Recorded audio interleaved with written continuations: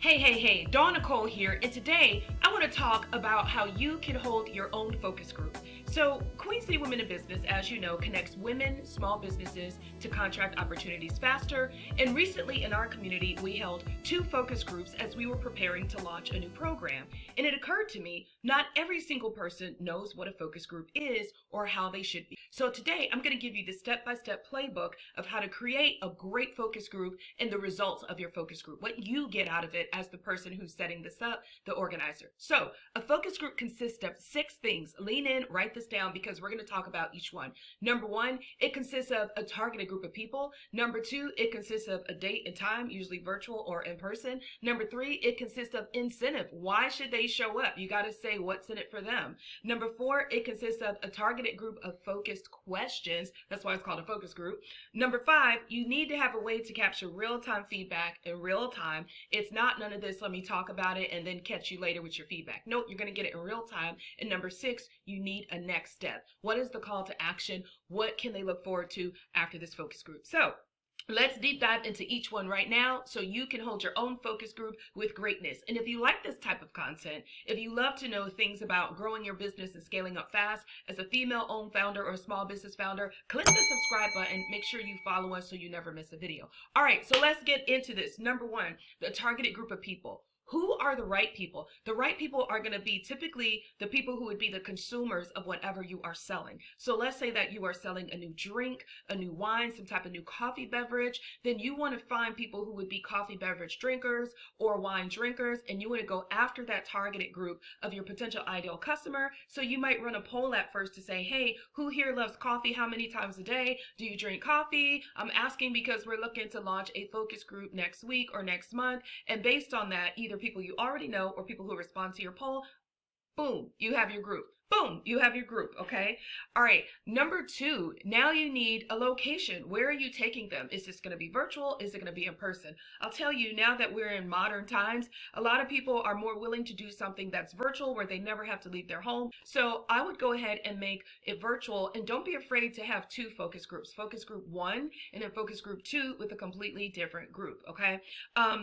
Also, incentive. What is in it for them? If you participate in this focus group, not only will we give you a shout out or a LinkedIn recommendation, but we will give you the first 90 days of free coffee drinks once we launch the new market, right? Once we launch the new drink, the new beverage. So make it appetizing to the group that you want to serve and support. Don't forget that.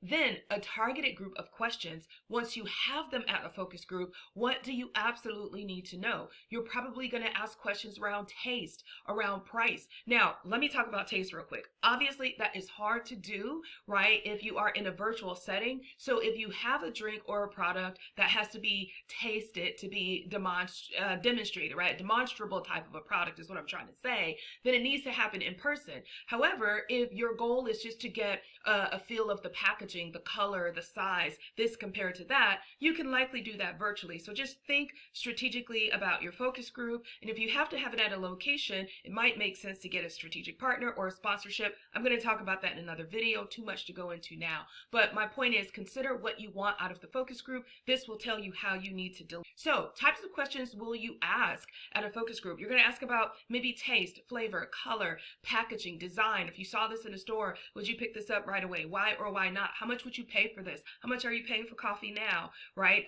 Do you like the name? What do you like about it? Do you feel this name will appeal to a female audience or a modern audience, right? Gen Zers, right? Gen Y. So make sure you have your questions structured and ready to go. And I would say start with 10 absolute must-know questions, and then maybe you can slide in another 12, right? But people are going to want to discuss, and so if you do like 20 questions or 30 questions, you'll be cramming and you won't have a lot of opportunity for discussion. So this is the thing. When I held my focus group, even though there was some real-time feedback, there was some real-time questions, when it was time to capture the feedback, and that's number 5, by the way, have a mechanism to capture these results in real time. Whether you have an an executive assistant taking notes, but what I like is either a Slido or a Poly or coming up with some sort of Google form. And actually what we did is we actually answered the questions as a group, right? So there wasn't, let me give you 10 minutes to go off and answer your own questions.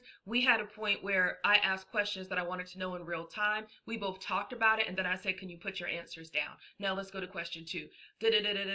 Let's talk about it. Let's discuss it. Dawn Nicole, what do you mean? What are you after? Can you explain this question? Okay, now put your answer down. So by the time we were done, in 1 hour, we had a highly effective focus group that allowed us to launch a new product, a new program in just 30 days. Very, very powerful. Okay. Finally, next step, making sure you communicate to this focus group. What is the next step? Because when people give their time, if they're paying with their time, they usually want to understand upfront what is the outcome expected. This is really important, and we forget to have this conversation with people. So what you want to do is say, great, thank you so much for your answers. Our team is going to summarize and analyze these answers. Due to your answers, thanks to your answers, we will have value add customer feedback.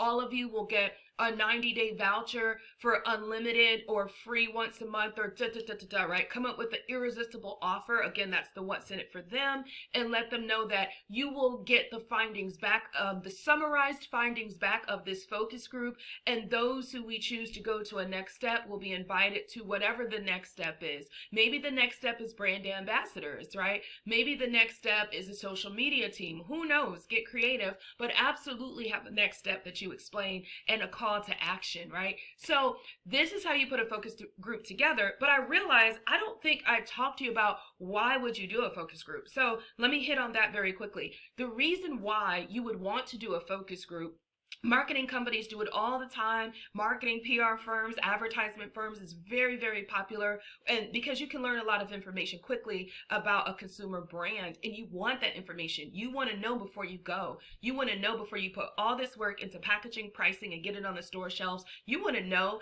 that it is a brand that people want and desire. It can be an in-demand brand. So a focus group is a great way to get free, who doesn't love that when you can get it, right? Free qualitative advice and quantitative advice at the same time. Qualitative is not quantifiable. It's when people give their open-ended feedback and their thoughts. And then quantitative is something you could quantify, right? On a scale of 1 to 10, rate this as a 5, right? On a scale of good, good, okay, or poor, what is this? So it's results that you can actually quantify numerically. So you want both, and a focus group will give that to you pretty quickly. It's also fun to compare how the results differ from focus group 1 to focus group. Generally, by the time you get to focus group 2, you've delivered the focus group even better. And this is what I noticed. Here's one pro tip. Make sure you give the rules of feedback, okay? If you want yeses and nos in certain ways, then ask for yeses and nos. If you're asking for why or why not,